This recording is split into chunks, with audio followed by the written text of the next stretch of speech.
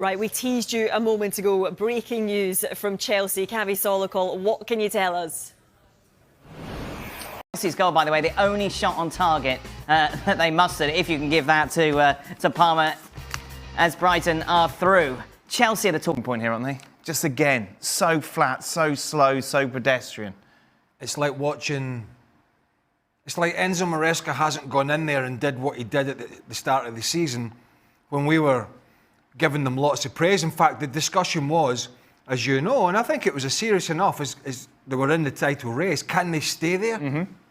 The form was that good. I think we kind of expected them to slip, but they've slipped back into this Graham Potter, Mauricio Pochettino, Thomas Tuchel sort of pedestrian passing game. 57% possession, way more than Brighton. What did they do with it? Absolutely nothing. There's no cutting edge to the game. Palmer stopped influencing the matches like he was. And Kunko up front, I mean, what a total waste of money he's been. And on top of that, they're looking a bit fragile at the back now as well. So we know this club, this ownership can make random, rash decisions. Now, they must have been very pleased with what they saw pretty much from the summer to Christmas.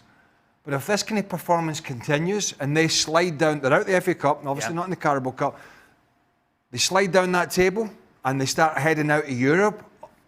I've said it before, Enzo Maresca's at a club where they will make snap decisions.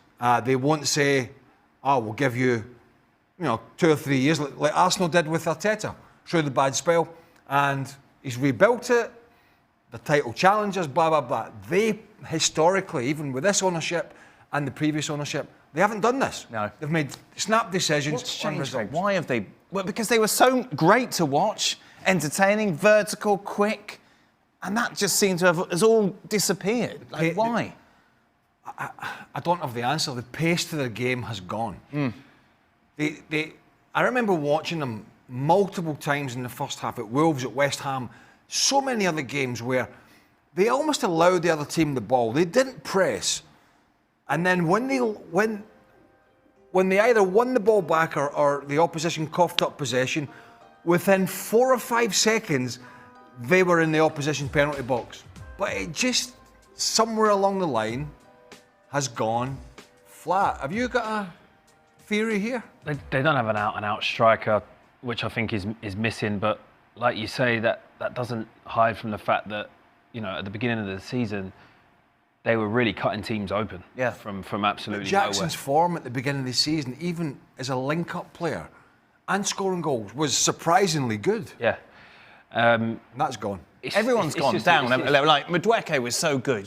Cole Palmer was excellent. Jackson superseded everything we thought he could do. All these players. And Kunku, I mentioned him, he has been... I don't know what's happened to him. I know he's not had much game time, but I don't know what's happened to him. But all those players that the form... Jadon Sancho. Jadon Sancho. It was a bit of a... but he did for a period. He was looking lively, and then they go up to this game at Man City. They don't have a fullback, and they've got Mateus Nunes up there, and they don't even try and exploit it. Yeah. PSG did it, and see what happened to them. So lots of things have changed. Now, when you have 1 or 2 players that maybe drop a few levels or a few percents to the early season performances, you can sort of cope with that. When it's 5 or 6, or maybe more than that, then that's a problem. The thing was as well, what's striking here, Brighton weren't that good. It was kind of the best of a bad bunch today. Yeah, it felt like no one really wanted to win the game, to be honest, and it was just whoever got the better chance and managed to put their chance away would win the game. I think it's just a lack of consistency from Chelsea's point. They're a young team. I don't want to give them too many excuses because, when you're up there for shouts for the title. Is that a thing? Like, Maresca comes in, obviously has a really good impact, but it just, what he's saying clearly isn't resonating. I mean, listen, we still have to give him credit from what he's done to... I don't know, Kieran. I think he's run out. I think he's run out of house money now. I think if this was last season, I think we would have been giving Chelsea a lot more stick today. I think we got to lay off them a little bit. Maresca's done a great job to put them at least back in the running You're going soft, for Europe. But there is, though. You look at how bad they were last season. I did not expect them to be anywhere near the top 4 this season, and they're sat 4th at the moment. You compare them to someone like United right now, and but isn't that more to do with others being poor as well? Spurs, Newcastle dropping silly points. You look at those around them. Manchester United, you mentioned. Yeah, I think from the usual big clubs haven't performed well. A lot of them are inconsistent at the moment. A lot of them are finding their feet. I mean, look at what happened to the Chelsea squad over the last couple of years. Right now, I think they'll bite your hand off for finishing 4th. I don't think that Maresca was too bothered about the FA Cup, much to probably the Chelsea's fans' disappointment. I think they want to make Europe, and I think that's his biggest concern at the moment.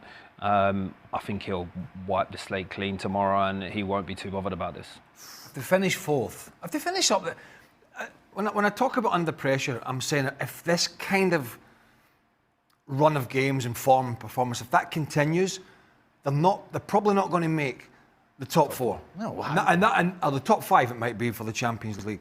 And that's where the problem lies, is that, yeah, if he makes the Champions League, then that's some sort of progression and he'll be given some time. If they finish 7th or 8th and the likes of Bournemouth finish above them and sides like maybe Fulham, because when you start sliding, teams just jump above you very, very quickly. We've talked about the form of Newcastle this season, which has been better. They have the odd bad result, but they're definitely in the fight. And I think the problem for him, if he can arrest this run of recent poor performances and have a strong finish to the season in the league, I think he'll be absolutely fine. And that would be the right decision. But if he finishes 7th or 8th, he's in the lap of gods what his ownership might